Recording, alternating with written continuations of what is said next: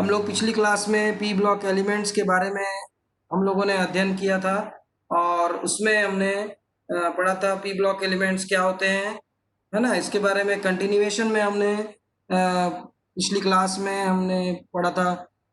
धातु अधातुओं के गुण भी यहाँ पर हम लोगों ने देख लिया था। उसके बाद भी मैंने जो पी ब्लॉक के जो तत्व होते हैं, अधातु जो होते हैं, उनके गुणों के बारे में, और उसके बाद फिर हमने विद्युत ऋणात्मकता के बारे में पढ़ा। फिर हम उसके यौगिक के बारे में भी पढ़े थे कि जैसे नाइट्रोजन है तो नाइट्रोजन के यौगिकों में हमने पढ़ा था अमोनिया। इसके बाद हमने पढ़ा था नाइट्रिक एसिड, नाइट्रिक एसिड बनाने की विधि, है ना। हमने ये सब पिछली क्लासेस में पढ़ चुके हैं। और उसके बाद नाइट्रोजन के ऑक्साइड्स के स्ट्रक्चर के बारे में हमने पढ़ा था। उसके बाद हमने देखा कि फास्फोरस के जो अपर रूप, है ना, यहाँ पर हमने फास्फोरस के अपर रूप, तो यहाँ पर हमने देखा था आवर्त सारणी में कि दाईं ओर देखिए पी ब्लॉक एलिमेंट्स हम पढ़ रहे हैं, नाइट्रोजन के नीचे देखिए फास्फोरस। अब फास्फोरस के अपर रूप में हमने इसके यहाँ पर व्हाइट फास्फोरस, फिर यहाँ पर लाल फास्फोरस, देखिए रेड फास्फोरस के बारे में, फिर हमने पढ़ा था ब्लैक फास्फोरस, है ना। तो इसके अपर रूप का अध्ययन किया था। फिर फास्फीन के बारे में भी हमने पढ़ा था, फास्फीन की संरचना। ये पिछली क्लास में हमने इन सब बातों को सीख चुके हैं। अब उसके बाद हम पढ़ेंगे आज की जो क्लास है, यहाँ पर हम स्टार्ट कर रहे हैं, जो कि हमारी फास्फोरस के हैलाइड्स। तो हैलाइड्स में हमने अध्ययन किया था कि दो प्रकार के हैलाइड्स होते हैं, PX3 और PX5, है ना। और इसमें हमने देखा कि फास्फोरस ट्राइक्लोराइड, इसके बनाने की विधि के बारे में अब हम देखेंगे कि फास्फोरस ट्राइक्लोराइड हम कैसे बनाते हैं। यहाँ से हमको आज का अध्ययन करना है। और फास्फोरस ट्राइक्लोराइड एक रंगहीन तेली तरल है और बहुत ही विषैला यौगिक होता है। और यौगिक में ये इसका जो आकृति है, जो आकार है, ये त्रिकोणीय पिरामिडी होता है और ये sp3 संकरण करता है। और उसके बाद हम देखते हैं कि इसके बनाने की विधि, और बनाने की विधि में हम देखेंगे कि ये इसे हम फास्फोरस की क्रिया जब हम क्लोरीन से कराते हैं, देखिए आप रिएक्शन देखेंगे आपको समझ में आएगा। P4+6Cl2 और क्लोरीन के साथ अभिक्रिया कराने पर फास्फोरस ट्राइक्लोराइड बनता है, PCl3। देखिए उसके बाद नेक्स्ट है थायोनिल क्लोराइड लिया नीचे में, फास्फोरस की थायोनिल क्लोराइड के साथ अभिक्रिया कराने पर भी हमें फास्फोरस ट्राइक्लोराइड बनता है।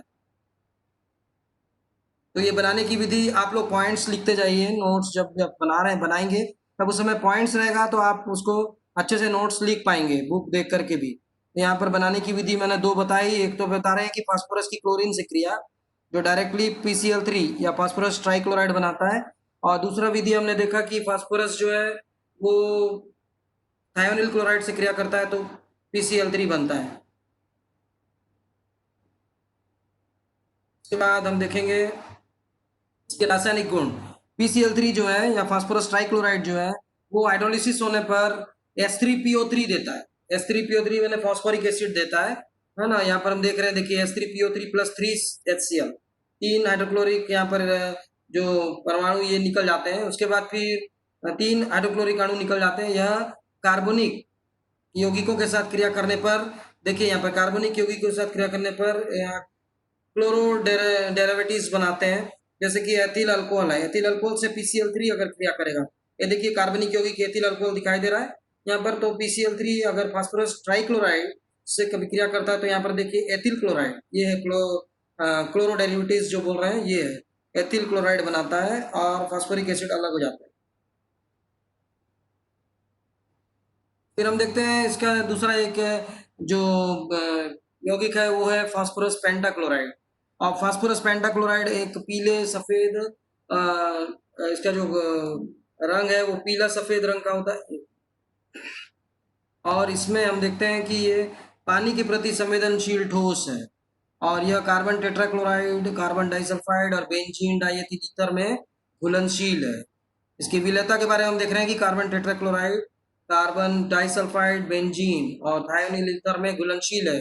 यह गैसीय और तरल जो चरण, इसके लिक्विड जो चरण होते हैं, गैस और द्रव चरण जो होते हैं, उसमें ये त्रिकोणीय द्विध्रुवीय संरचना को प्रदर्शित करता है। त्रिकोणीय द्विध्रुवीय संरचना को प्रदर्शित करता है और एक आयनिक ठोस के रूप में भी ठोस अवस्था में मौजूद रहता है। तो ये इसकी संरचना आपको दिखाई दे रही है, त्रिकोणीय, बाइपोलर बोल सकते हैं या द्विध्रुवीय संरचना कहलाती है। फिर PCl5 का हम रासायन इसके गुण को बनाने की विधि देखेंगे पहले कि PCl5 बनाने के लिए हम देखिए क्लोरीन, यहाँ पर भी हम P4 की क्लोरीन से क्रिया कराने पर PCl5 बनता है, फास्फोरस पेंटाक्लोराइड।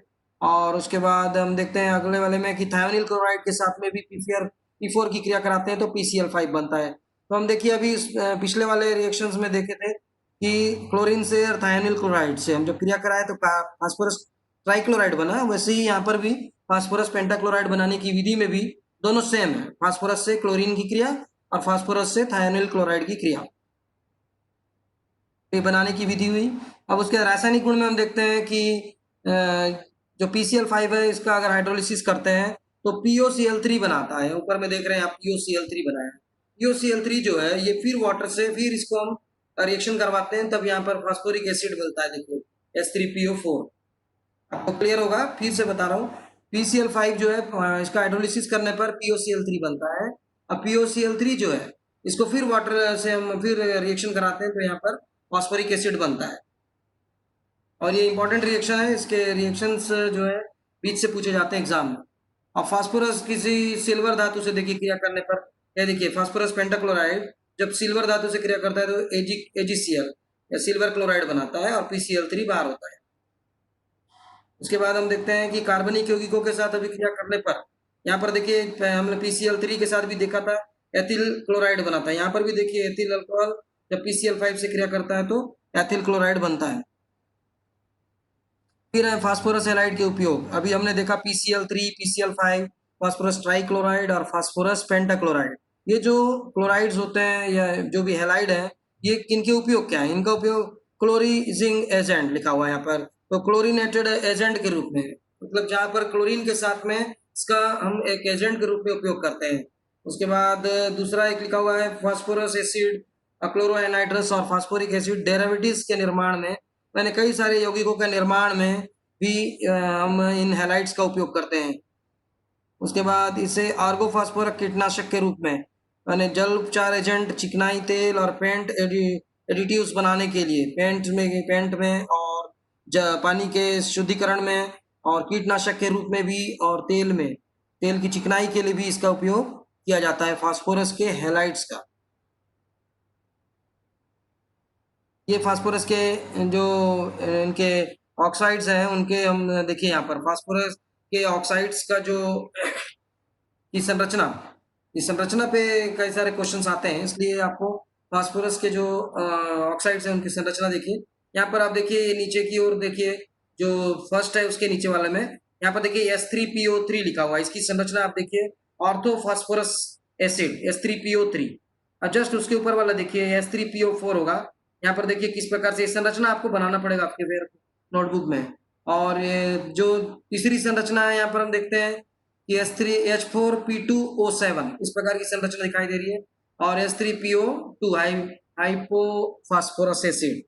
तो हमने अगर देखें तो यहाँ पर देखिए ऑक्सीजन 2 है, यहाँ पर 3 ऑक्सीजन है, यहाँ पर 4 ऑक्सीजन है, और यहाँ पर देखिए आपको कितने ऑक्सीजन दिख रहे हैं? 7 ऑक्सीजन दिख रहे हैं। तो इस प्रकार से हम देखते हैं इसके ऑक्साइड्स जो हैं फास्फोरस के, है ना। और अब इसमें आप ऊपर देखिए फर्स्ट रिएक्शन लिखा हुआ है कि फास्फोरिक एसिड जो है H3PO4 मतलब आर्थोफॉस्फोरिक एसिड जो है, इसका 2 अणु अगर क्रिया करेगा इसको गर्म करने पर तो ये बनाता है H4P2O7, ये वाली संरचना, ये जो दिख रही है आपको ऊपर में, ये जो H4P2O7 फास्फोरस के 2 मॉलिक्यूल हैं और ऑक्सीजन के द्वारा बीच से जुड़े हुए हैं देखिए, और हाइड्रोक्साइल आयन किनारे किनारे देखिए हाइड्रोक्साइल आयन दिख रहे हैं।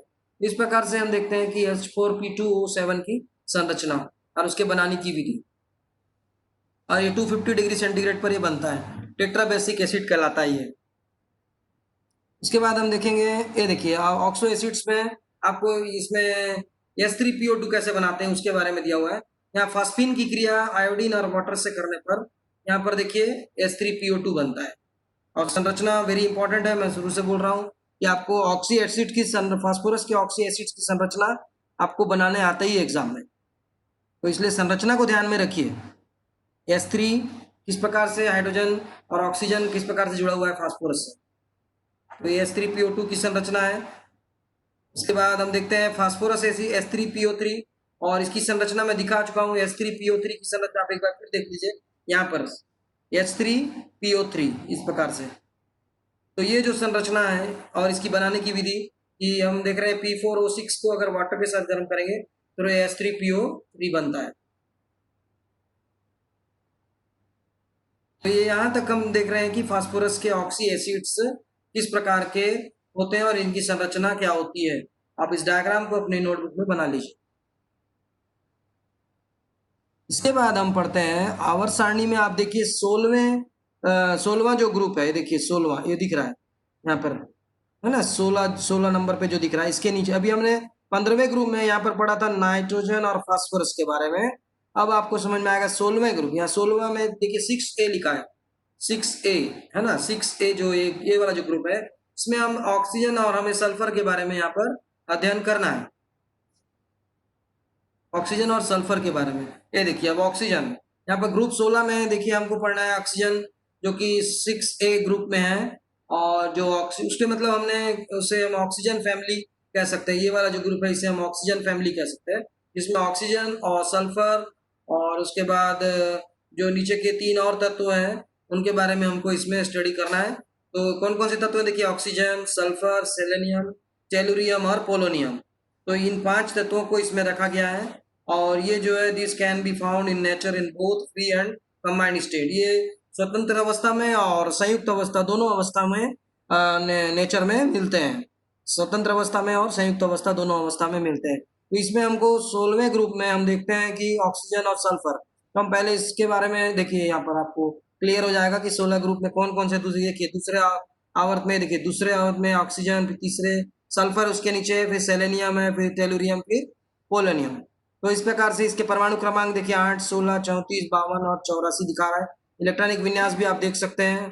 ये देखिए इलेक्ट्रॉनिक विन्यास भी यहाँ पर लिखे हुए हैं।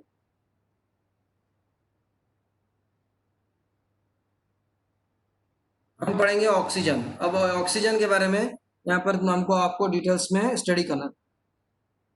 ऑक्सीजन गैस, जो कि हम श्वसन लेने की प्रक्रिया में ऑक्सीजन गैस लेते हैं, और इस बात को हम सब जानते हैं। और ऑक्सीजन के बारे में आप इसमें अध्ययन जब करेंगे तो इस बात को याद रखना है कि ऑक्सीजन जो है उसे O से प्रदर्शित करते हैं, और डाइएटोमिक अणु होता है O2, इसे हम इसका संकेत ऑक्सीजन अणु या O2 रूप में भी लिखते हैं, है ना। यह मनुष्य द्वारा श्वसन के रूप में ली जाने वाली गैस है, जो कि रंगहीन गंधहीन गैस है ना। और ऑक्सीजन जो है ये जब 3 अणु के रूप में होगा, जब, है ना, 3 अणु होंगे मतलब O3, तब इसे हम ओजोन के रूप में जानते हैं।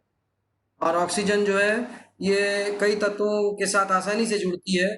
और उसके बाद हम देखते हैं कि वो आसानी से जुड़ती है और कुछ तत्वों के साथ संयोजन के दौरान गर्मी जो मतलब जो हीट एनर्जी का इसको उत्पन्न करती है, और इसलिए इसे हम दहन के रूप में भी इसे इस्तेमाल करते हैं। ऑक्सीजन के भौतिक गुण देखिए, गैस एक सामान्य अवस्था में रंगहीन गंधहीन और असंवेदनशील होती है। यह बहुत ही प्रतिक्रियाशील है, लेकिन हीलियम, नियॉन, प्रोटॉन, आर्गन को छोड़कर हर तत्व के साथ ऑक्साइड बनाती है।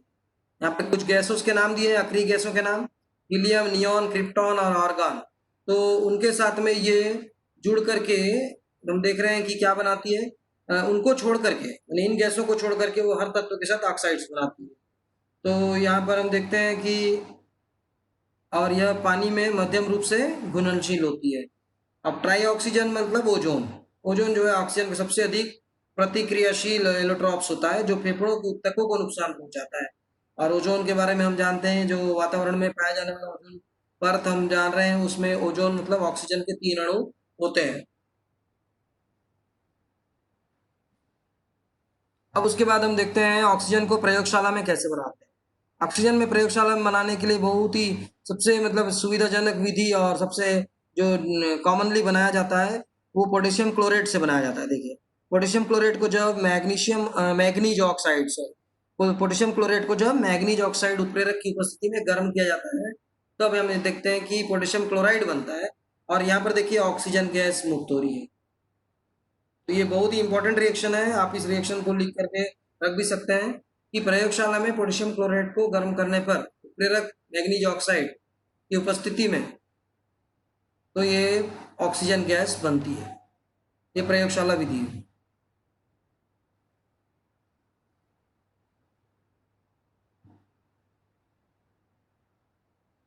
इसके बाद आप देखिए ये सिल्वर ऑक्साइड से ऑक्सीजन का निर्माण करना। यहाँ पर देखते हैं सिल्वर की डायरेक्ट देखिए गर्म करने पर सीधे सीधे गर्म करने पर सिल्वर और ऑक्सीजन, यहाँ पर देखिए ऑक्सीजन गैस बन रही है। वैसे मरकरी ऑक्साइड से इसको हम गर्म करने पर यहाँ मरकरी अलग हो जाता है और ऑक्सीजन गैस बनती है। तो एक सामान्य विधि है, इस विधि को भी अपन याद रख सकते हैं। और उसके बाद एक विधि देखिए यहाँ पर डाइऑक्सीजन में also be obtained in the laboratory by heating the higher oxides of some metals like lead, barium and manganese. यहाँ पर एक ही उदाहरण लिया हुआ है, लेड ऑक्साइड। जब लेड ऑक्साइड को जब हम गर्म करते हैं लैब में, तो लेड ऑक्साइड को गर्म करने पर देखिए PbO2 है, तो यहाँ पर देखिए ऑक्सीजन अलग हो जाता है और लेड ऑक्साइड यहाँ पर बनाता है। यहाँ पर लेड देखिए यहाँ पर लिखा हुआ है PbO2, यहाँ पर लिखा है PbO, ये भी लेड ऑक्साइड है, लेकिन इसकी ऑक्सीकरण संख्या 4 है और लेड ऑक्साइड है, इसकी ऑक्सीकरण संख्या 2 है। यहाँ पर देखिए रोमन लेटर में लिखा हुआ है ब्रैकेट में, ये ऑक्सीकरण संख्या है। तो दो अणु लेड ऑक्साइड अलग हो जाते हैं जिससे ऑक्सीजन गैस यहाँ पर मुक्त होती है। तो ये भी बहुत इंपॉर्टेंट रिएक्शन है आपके प्रयोगशाला में बनाने के लिए। अब ऑक्सीजन के रासायनिक गुण। अब हम देखते हैं कि जो ऑक्सीजन है इसके ये बहुत ही प्रतिक्रियाशील या बहुत ही मोर रिएक्टिव होता है और लगभग सभी धातुओं और अधातुओं या नॉन मेटल्स के साथ सीधे सीधे क्रिया करता है। यह सीधे सोने और प्लेटिनम जैसे धातुओं और कुछ गैसों जैसे हीलियम, नियॉन और आर्गन के साथ क्रिया नहीं करता है। इस बात को भी हमको याद रखना है कि ये धातुओं और अधातुओं से प्रतिक्रिया करता है, लेकिन रिएक्शन करता है, लेकिन देखिए इसमें कुछ एक्सेप्शन है जिसमें हम देखते हैं सोने और प्लेटिनम जैसी धातु या गैसेस जैसे हीलियम, नियॉन, आर्गन इनके साथ रिएक्शन नहीं करता है। अब यहाँ पर हम देखिए धातु अधातु जब बोल रहे थे, हम देखिए धातुओं के साथ अभिक्रिया, जब धातुओं के साथ अभिक्रिया करता है तो धातु ऑक्साइड बनाएगा। कोई भी धातु अगर है उसके साथ अभिक्रिया करेगा तो धातु ऑक्साइड बनाएगा। और उसके बाद धातु ऑक्साइड जो होंगे वो क्षारीय प्रकृति के होते हैं और इसलिए वे देखेंगे नमक और पानी, जो सॉल्ट और वाटर, नमक और पानी के साथ और के लिए ये क्या होते हैं कि जो दुर्बल अम्ल होता है वीक एसिड के साथ प्रतिक्रिया करते हैं और उस प्रकार से बनाते हैं, उस मैंने ऑक्साइड के द्वारा से क्षारीय रूप में हमें मिलते हैं। तो यहाँ पर हम देखेंगे रिएक्शन में, देखिए ये धातु के साथ क्रिया कर रहा है तो क्या बना रहा है, ऑक्साइड, मेटल ऑक्साइड। मतलब यहाँ पर एम लिखा हुआ है, एम मैंने मेटल है, मतलब यहाँ सोडियम ले लिए हम तो सोडियम ऑक्साइड हो जाएगा, Na2 हो जाएगा। यहाँ पर मैग्नीशियम लेंगे तो मैग्नीशियम ऑक्साइड हो जाएगा।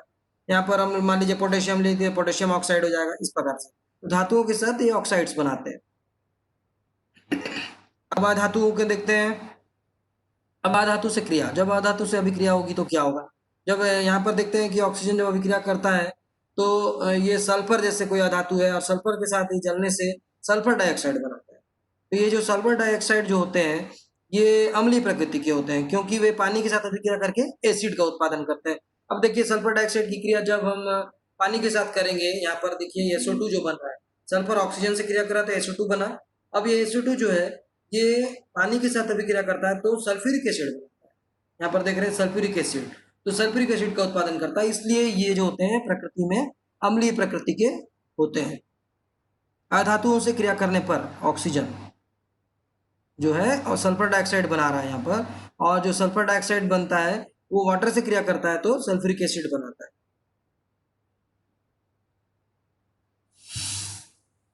अब उसके बाद कई और कुछ रिएक्शंस को देखिए कि कार्बनिक यौगिकों में जब हाइड्रोकार्बन से, ये देखिए हाइड्रोकार्बन से बहुत ही सरल रिएक्शन है, मीथेन से जब क्रिया करेगा ऑक्सीजन तो यहाँ पर देखिए कार्बन डाइऑक्साइड और वाटर निकलेगा। बहुत सिंपल रिएक्शन है, हाई टेम्परेचर, उच्च ताप पर ये कार्बन डाइऑक्साइड और वाटर में क्या हो जाता है, परिवर्तित हो जाता है। उसके बाद फिर यहाँ पर देखिए ग्लूकोज, कार्बोहाइड्रेट दिया है, ग्लूकोज से के साथ में ऑक्सीजन जब जुड़ता है क्रिया करता है तो यहाँ पर देखिए क्या बना रहा है, कार्बन डाइऑक्साइड प्लस वाटर। बहुत ही सिंपल रिएक्शन है, आपको ये याद रखना है कि इसमें जो भी हाइड्रोकार्बन या कार्बोक्सिल कार्बोहाइड्रेट के साथ जो रिएक्शन होगा ऑक्सीजन का, तो यहाँ पर हम देखते हैं कि कार्बन डाइऑक्साइड और वाटर बनता है। अब उसके बाद ऑक्सीजन का उपयोग हम कई सारे ऑक्सीजन के उपयोग हैं और मुख्य रूप से श्वसन में आपको मालूम है, श्वसन की प्रक्रिया में ऑक्सीजन का उपयोग करते हैं। फिर कृत्रिम श्वसन के लिए भी जो सिलेंडर में भर करके हम देखते हैं कि जो हॉस्पिटल्स में रखे जाते हैं सिलेंडर में ऑक्सीजन, कृत्रिम ऑक्सीजन बनाने के लिए, श्वसन के लिए, कृत्रिम श्वसन के लिए भी ऑक्सीजन का उपयोग किया जाता है। फिर इसका उपयोग कई सारे वेल्डिंग और धातु काटने में अत्यधिक उपयोग किया जाता है। ऑक्सी एसिटिलीन वेल्डिंग और धातु काटने में अत्यधिक उपयोग किया जाता है। फिर नाइट्रिक एसिड के निर्माण में भी अमोनिया को ऑक्सीकरण करने के लिए हमको ऑक्सीजन का उपयोग किया जाता है। उसके बाद फिर हम देखते हैं अस्पताल में उच्च ऊंचाई वाले उड़ान और पर्वतारोहण में ऑक्सीजन का उपयोग जो सिलेंडर में लेकर के जाते हैं, है ना, उन सब सिलेंडरों में ऑक्सीजन भरा हुआ होता है। तो इस प्रकार से ऑक्सीजन के कई सारे उपयोग हम यहाँ पर देखते हैं। उसके बाद हम ऑक्सीजन का एक जो यौगिक है ओजोन, है ना, अपर रूप कह सकते हैं, यौगिक तो नहीं, इसे अपर रूप कह सकते हैं। तो ओजोन के बारे में हम यहाँ पर पढ़ते हैं कि ओजोन जो है ये ऑक्सीजन के 3 अणु मिलने से बनता है और एक ये जो अस्थिर नीली गैस, ये नीले रंग का दिखाई देता है, तीखा गंध होता है इसका। और पृथ्वी पर आपको मालूम है ये पराबैंगनी किरणों की विकिरण से हमें बचाता है ना। यदि पराबैंगनी किरणें हमारे शरीर में आएंगी, त्वचा का कैंसर होने का डर रहता है। इसलिए यहाँ पर हम एक चीज देखते हैं कि ओजोन परत जो हमारे वायुमंडल में पाया जाता है उसके कारण से हमें पराबैंगनी किरणों से ये बचाता है। और ओजोन के बारे में जो आणविक सूत्र को सोरेट ने 1863 में बना जो स्थापित किया था, और जब वॉल्यूम में परिवर्तन का अनुपात तब लिया गया था जब ऑक्सीजन जो O3 है और O2 जो मिश्रण को तारपीन और दालचीनी के तेल के साथ गर्म या उजागर किया गया था, तब उन्हें पता चला था कि O3 करके कोई जो यौगिक, जो नया यौगिक बन रहा है जो कि ओजोन है। ओजोन शब्द ग्रीक भाषा का शब्द है और उसे ओजिन से आया है। इसका अर्थ है सूंघना। यह अर्थ जमीनी स्तर पर ओजोन से आता है जो तीखी तीखी गंध होने के कारण से इसका नाम पड़ा है ओजोन। ओजोन का हम देखिए यहाँ पर फिजिकल प्रॉपर्टीज या भौतिक गुण को देख सकते हैं। इसका घनत्व 2.14 किलोग्राम पर मोल क्यूब है। मॉलिक्यूलर वेट इसका 48 ग्राम पर मोल है। क्वथनांक इसका देखिए एक -112 डिग्री सेंटीग्रेड और गलनांक है -192.2 डिग्री सेंटीग्रेड। केमिकल फार्मूला आपको पता है।